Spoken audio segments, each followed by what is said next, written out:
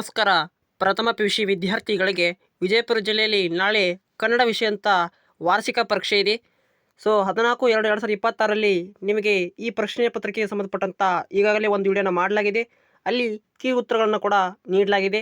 ಇಲ್ಲೊಂದು ಪ್ರಶ್ನೆ ಪತ್ರಿಕೆಯ ಮಾದರಿ ಪ್ರಶ್ನೆ ಪತ್ರಿಕೆಯನ್ನು ಕೂಡ ಉತ್ತರ ಸಹಿತ ತಿಳಿದುಕೊಳ್ಳೋಣ. ಸಮಯವನ್ನು ಹಾಳು ಮಾಡದೆ ಪ್ರಶ್ನೆ ಕಡೆಗೆ ಹೋಗೋಣ. ಒಂದನೇ ಪ್ರಶ್ನೆ, ಈ ಪ್ರಶ್ನೆ ಇಂಪಾರ್ಟೆಂಟ್ ಇದೆ. ದಿವ್ಯಜ್ಞಾನಿ ಎಂದು ಯಾರನ್ನು ಕರೆಯಲಾಗಿದೆ ಅಂದರೆ ಆಪ್ಷನ್ಸ್ ಅ ಸಹದೇವನ ಕರಿತೀವಿ. ಅಲಂಪ್ರಭುವಿನ ಅಂಕಿತ ನಾಮ ನಿಮಗೆ ಗೊತ್ತಿರಬಹುದು, ಗುಹೇಶ್ವರ ಆಗಿರ್ತಾನೆ.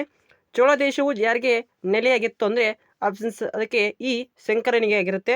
ಕಪ್ಪೆಗಳು ಎಲ್ಲಿ ಹುಟ್ಟಿ ಕೂಗುತ್ತವೆ ಅಂದರೆ ನೀರಿನಲ್ಲಿ, ಆಪ್ಷನ್ ಸಿ ಸರಿಯಾದ ಉತ್ತರವಾಗಿರುತ್ತೆ. ಇನ್ನು ಮಹಾದೇವ ಎಲ್ಲಿ ಹೊರಗಿದ್ದಾನೆ ಅನ್ನೋದು ಆಪ್ಷನ್ಸ್ ಈ ಪೂರ್ವ ದಿಕ್ಕಿನಲ್ಲಿ ಅಂತ ಹೇಳ್ತೀವಿ. ಆರನೇ ಪ್ರಶ್ನೆ, ಕುಟುಂಬ ಯೋಜನಾ ವಿಸ್ತರಣಾಧಿಕಾರಿ ಹೆಸರೇನು ಅಂದ್ರೆ ಆಪ್ಷನ್ಸ್ ಈ ನರಸಿಂಹಮೂರ್ತಿಯವರಾಗಿರ್ತಾರೆ. ಏಳನೇ ಪ್ರಶ್ನೆ, ಬುದ್ಧನು ವಿನಯ ಪೀಠಕದಲ್ಲಿ ಗ್ರಂಥದಲ್ಲಿ ಯಾರಿಂದ ದೂರ ಇರಬೇಕೆಂದು ಎಚ್ಚರಿಸ್ತಾನೆ ಅಂದರೆ ಅಲ್ಲಿ ಆಪ್ಷನ್ಸ್ ಸರಿಯಾದ ಉತ್ತರ ಆಗಿರುತ್ತೆ. ಎಂಟನೇ ಪ್ರಶ್ನೆ ನೋಡ್ಕೊಳ್ಳಿ, ಪಿಚಾಚಿಗಳು ಮನುಷ್ಯರನ್ನು ಯಾವುದರ ಮೂಲಕ ಪ್ರವೇಶಿಸುತ್ತವೆ ಅಂದರೆ ಆಪ್ಷನ್ ಸಿ ದೌರ್ಬಲ್ಯದ ಮೂಲಕ ಅಂತ ಇರುತ್ತೆ. ಇನ್ನು ಒಂಬತ್ತನೇ ಪ್ರಶ್ನೆ ವೆರಿ ಇಂಪಾರ್ಟೆಂಟ್ ಇರುತ್ತೆ ನೋಡ್ಕೊಳ್ಳಿ, ರಾಜಕುಮಾರನಿಗೆ ಬಂದ ರೋಗ ಯಾವುದಂದರೆ ಆಪ್ಷನ್ಸ್ ತಲೆನೋವು ಆಗಿರುತ್ತೆ.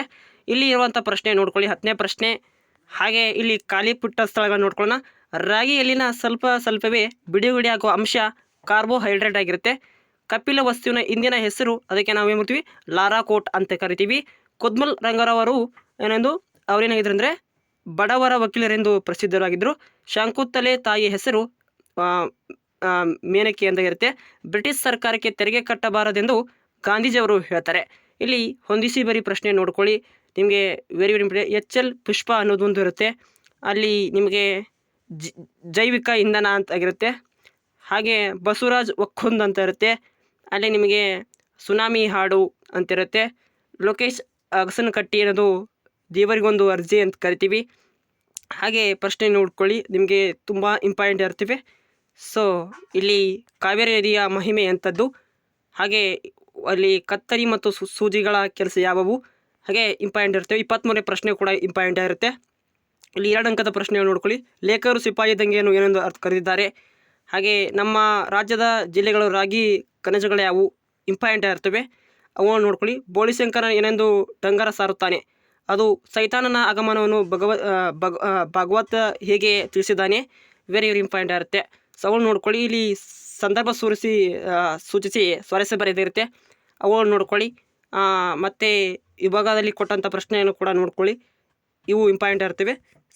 ಈಗಾಗಲೇ ಒಂದು ವಿಡಿಯೋನ ಮಾಡಲಾಗಿದೆ ಸ್ನೇಹಿತರೆ, ಅದನ್ನು ಕೂಡ ನೋಡ್ಕೊಳ್ಳಿ. ತುಂಬ ನಿಮಗೆ ಎಕ್ಸಾಮ್ಗೆ ತುಂಬ ಹೆಲ್ಪ್ ಆಗುತ್ತೆ. ಈ ವಿಡಿಯೋನ ಪ್ರತಿಯೊಬ್ಬ ವಿದ್ಯಾರ್ಥಿಗಳಿಗೆ ಶೇರ್ ಮಾಡ್ಕೊಳ್ಳಿ. ವಿದ್ಯಾರ್ಥಿಗಳಿಗೆ ಒಂದು ಅಂತಿಮ ಗಮನಕ್ಕೆ ಸಬ್ಸ್ಕ್ರೈಬ್ ಮಾಡಿಕೊಂಡು ಆ ಬೆಲ್ ಐಕನ್ನ ಆಪ್ಷನ್ಸ್ನ ಕ್ಲಿಕ್ ಮಾಡ್ಕೊಳ್ಳಿ. ಅಲ್ಲಿ ಆಲ್ ಆಪ್ಷನ್ಸ್ನ ಒತ್ತುವ ಮೂಲಕ ನಾನು ಹಾಕುವಂಥ ಪ್ರತಿಯೊಂದು ಇನ್ಫಾರ್ಮೇಷನ್ ವಿಡಿಯೋ ತಕ್ಷಣ ನಿಮಗೆ ನೋಟಿಫಿಕೇಷನ್ ಬರುತ್ತೆ.